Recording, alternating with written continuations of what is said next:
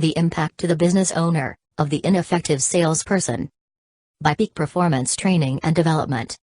A leader in sales and sales management training. Providing business owners, presidents and CEOs with executable sales strategies that target the problems inherent in sales, sales management, and sales recruiting. For business owners frustrated with the common sales obstacles that impact growth. Business owners, how much profit per sale is needed just to cover the cost of sales overhead? Do you take that into consideration when hiring a new sales rep? Business owners, presidents and CEOs. Did you know that on average only 9% of sales meetings end in a closed sale? Or that only 1 out of 250 salespeople exceed their quotas? What does this cost you, if ignored, or left unaddressed? Recent studies observed approximately 800 salespeople in sales meetings to understand this drastic gap between investment and performance. If you are frustrated with the problems inherent in managing and motivating salespeople, we urge you to watch this video.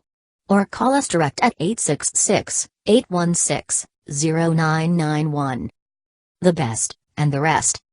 Various studies have shown that behavior, how people act and react while buying or selling, has a significant bearing on success, or failure. A recent study identified 7 behaviors, of which only 4 were shown to relate to sales success. By analyzing how salespeople acted or behaved in real sales scenarios, the study found 8 different types of salespeople. The most interesting factor was that only 3 were found to be consistently effective. They made up only 37% of the sample. The remaining 5 types, or 63%, fell short. How many of your salespeople fall within this short group, and at what cost to you? If left unaddressed, what will it cost you moving forward? The study categorized 3 effective types of salespeople and their identified skill sets. Experts, closers, and consultants. Experts, 9% of salespeople, generally are good at all 7 skills. Consultants, 15%, they have good listening skills, and are good problem solvers. They are very effective in technical sales requiring being detail-oriented. Closers, 13%, are good with respect to big-ticket items, and one-time close situations. Their style however does not work well for ongoing relationship sales. Ineffective salesperson number 1, the socializer. Despite the reputation that most sales reps have as being born salespeople, or socially gifted, they are actually the worst performing when it comes to closing the deal. They tend to talk, not listen.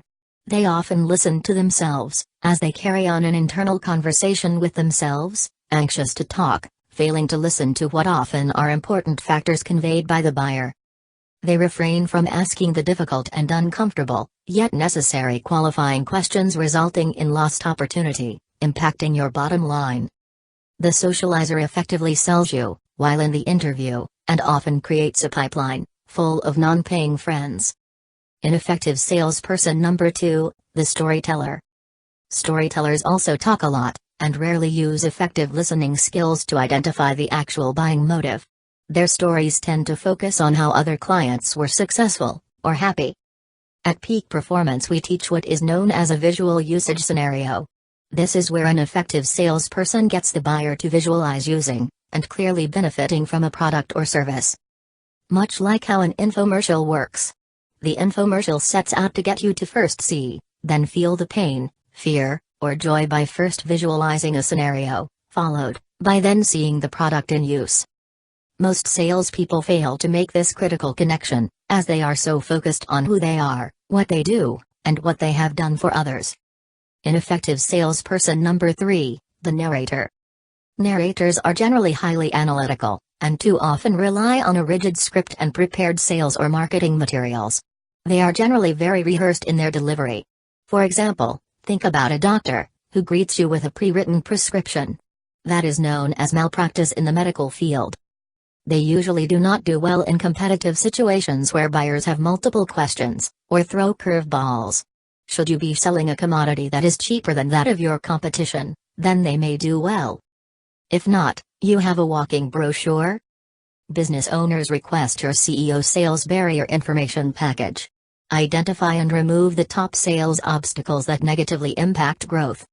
Take actionable steps. Visit www.peakperformanceSalesTraining. US/CEO Solutions/CEO Toolkit. Or call us direct at 866-816-0991.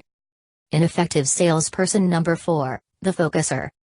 Focusers, like narrators, are highly analytical and often gravitate towards technical or financial sales, where technical and analytical skills are needed, to a certain degree.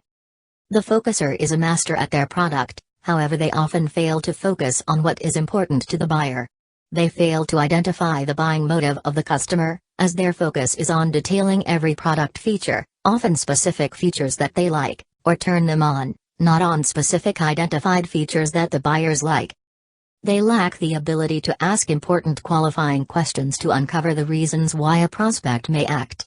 They will disconnect with the fast-acting impulsive buyer, and have long presentations which result in very long sales cycles. Ineffective salesperson number 5, the aggressor. Aggressors can be productive, in the right setting. They approach sales meetings with a focus on winning every point, which can magnetically repel the aggressive buyer. They will disconnect with the slower, methodical buyer. Complex multiple-step sales positions frustrate the aggressor as they want to close the deal and move on to another opportunity. Sales that include an ongoing relationship, and some level of diplomatic negotiation, are not well suited for the aggressor. If trained properly, and allowed the opportunity to clearly understand how to communicate, question, qualify and close different people, differently, then the aggressor can become a very valuable asset to your sales team.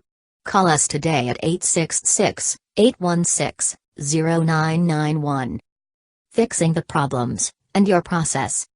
As many others have found, this report finds that within most sales organizations, there is a disproportionate amount of training allocated for presentation skills.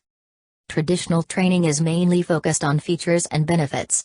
What is critical in today's competitive environment is that your salespeople fully understand the process of discovery. Uncovering the buyer's personal motives for buying often has nothing to do with your features and benefits. Rapport skills. Most rapport training has a focus on being liked, when in fact this has little to do with long-term success. Being like, or adjusting to be similar to the prospect, is what is essential. The true and only meaning of rapport, a French word, is to give back. Unless you train these one-gear communicators how to communicate, question, qualify and sell different people, differently, then you are accepting the constant disconnect that occurs between the salesperson and the prospect, and the constant capital loss you incur, based on not addressing it. Would you send someone, solely fluent in English to sell your product in the city of Moscow, whose main language is Russian? Targeted training, focusing in on attitude is essential. Attitudinal training, unlike motivational training, focuses on building self-confidence and self-esteem, and their actual level of expectation. Where is that sales candidate that walked into your office for their interview with the mindset of "I'm going to move a mountain"? Well, he is not the same guy that now has the attitude of "I hope to simply meet quota." If you have experienced this negative shift and downward spiral in attitude, which is impacting your bottom line, then call us direct at 866-816-0991. Step 1. Acknowledgement.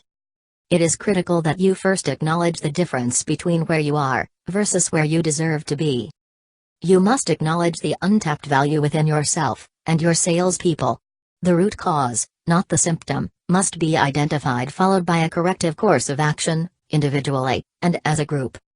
Step 2. Take actionable steps by looking at viable options. If you feel like you are banging nails in the wall with your forehead, and you become aware of a garage loaded with power tools that help you to build a better, more profitable deck, is that at least worth looking at?